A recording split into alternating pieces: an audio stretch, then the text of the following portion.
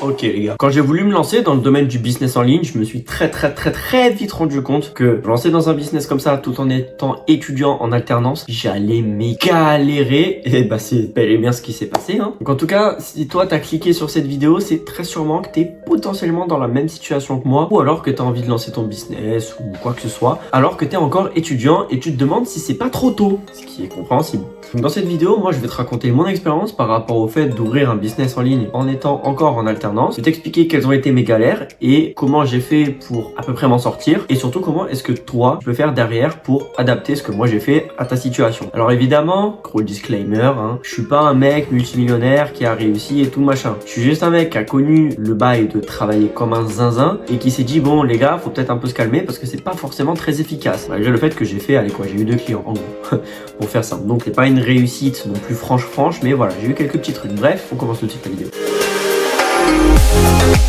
Donc évidemment, si toi, tu veux faire en sorte que ton business en ligne, il fonctionne un minimum tout en réussissant tes études parce que t'as pas envie de lâcher, le truc le plus important, ça va être la gestion de ton temps. Si tu gères mal ton temps, frérot, tu es mort. Moi, je vais te raconter un petit peu mon expérience parce que j'ai fait cette erreur, justement, de mal gérer mon temps. En fait, je vais te raconter une journée typique que j'avais au moment où je gérais mal mon temps. Je commençais la journée en me levant vers 5h, 5h30 pour aller à la salle parce que j'avais pas envie d'aller à la salle après le taf. Parce que bon, aller à Basic Fit après 18h, c'est bon. Au bout d'un moment, si je veux aller aux zoo, ouais, voilà. Parce que Basic Fit à 18h, ça ressemble à ça quand même.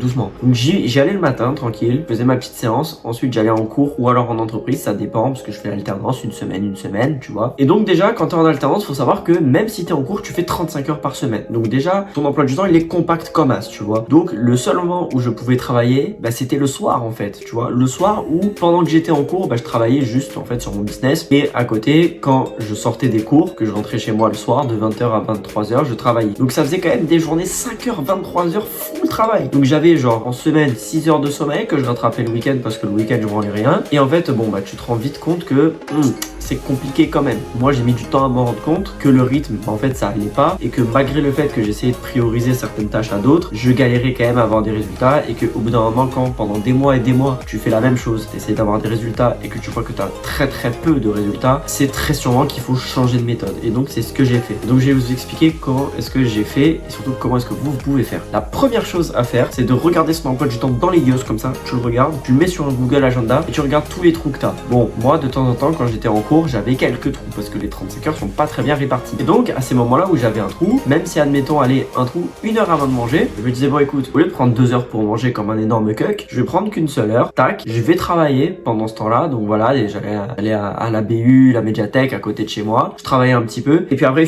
j'allais manger. Je faisais ça régulièrement dès que j'avais un trou. Bon après par contre quand je travaillais, quand j'étais au taf, vraiment bah je pouvais pas trop parce que c'est du 9h à 17h fixe, mais sinon en dehors de ça, j'essayais de travailler au moment où j'avais des trous. Et vous, il faut que vous fassiez la même chose. Dès que vous avez un trou dans votre emploi du temps, surtout quand on est étudiant, on a beaucoup de trous a priori dans son emploi du temps, et ben t'essayes de caler des moments de travail. Et pareil le soir, quand tu finis tes cours, tu dis ok, le temps que je rentre, que je prenne ma douche, peut-être que je prenne, je sais pas si t'as une routine de peau, une night routine, je sais pas, ce que tu veux, faut que tu prennes ton temps quand même de te poser un minimum, et puis après tu travailles, tu vois. Par exemple ça peut être de 20h à 22h, de 19h à 23h, enfin vraiment ce dont tu as besoin, mais conserve quand même du temps pour ton sommeil, ok.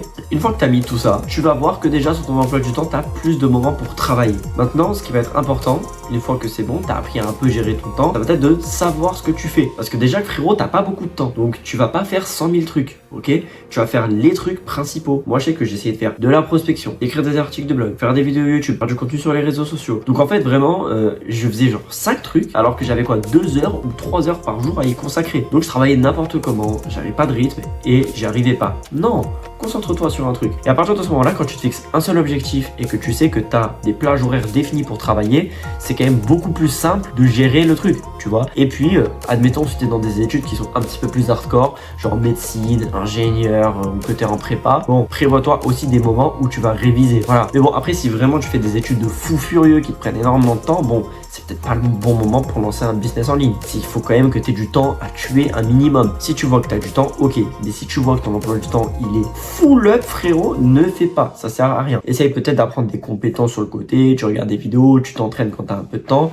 Et voilà, lance pas forcément une activité parce que ça va quand même te prendre un petit peu de temps, un petit peu de consistance. Et il suffit que ce soit une période où t'es des partiels et tu vas arrêter. Juste un truc, culpabilisez pas de vous dire putain mais en fait je me fixe des objectifs qui sont bas. Parce que si tu te fixes un objectif qui est beaucoup trop haut, ça va être irréalisable. T'imagines si t'as que 2 heures par jour pour travailler et que tu te fixes un objectif de folie, ça va pas forcément être possible. Donc si tu veux te fixer un gros objectif, fais-le vraiment sur le long terme, mais il faut que ce soit quand même réaliste. Te dis pas je vais avoir 100 000 abonnés en 3 mois, tu vois, c'est un peu con, ok?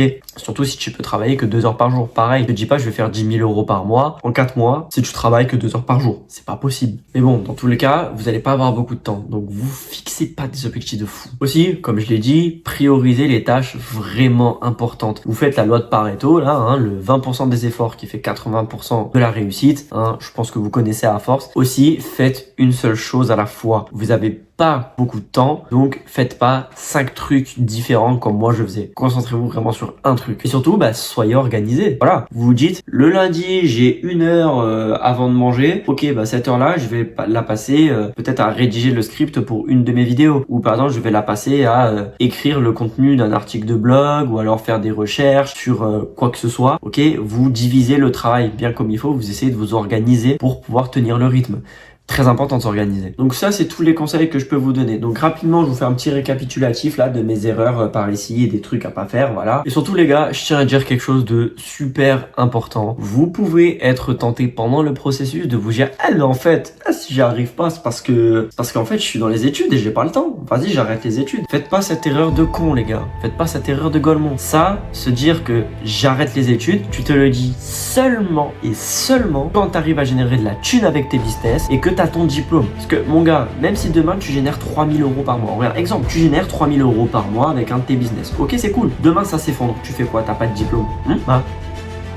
Tu fais rien mon gars, tu fais rien. Donc prends le temps de finir tes études. Écoute, de toute façon, pendant que tu fais tes études, si tu fais un truc à côté, c'est que du bonus mon gars. Tu perds pas ton temps. Sache un truc, tu perds vraiment pas ton temps quand tu fais ça en faisant tes études. Ok? Donc vraiment, ne lâche pas, s'il te plaît. Ne fais pas le golemon à lâcher tes études pour dire je vais réussir dans le business en ligne. Lâche que quand t'as fini ton diplôme et que tu sais que ce que tu fais ça fonctionne et que t'as déjà des preuves, t'as déjà des résultats. Parce que si t'arrives à générer 1000 euros par mois par exemple en travaillant seulement 2 heures par jour, tu peux te dire écoute, si au lieu de travailler 2 heures, je travaille 8 heures, je fais du x4, donc théoriquement je fais 4000 euros. C'est ce que t'es censé te dire à peu près. Mais surtout, attends d'avoir ton diplôme. Vraiment fais pas le con, s'il te plaît. Voilà. Bon, je rappelle que si on atteint les 1000 abonnés, je crée un Discord pour qu'on puisse s'entraider dans la communauté, mais seulement si on atteint les 1000 abonnés. Donc vous savez quoi faire, vous abonnez et je vous dis au revoir.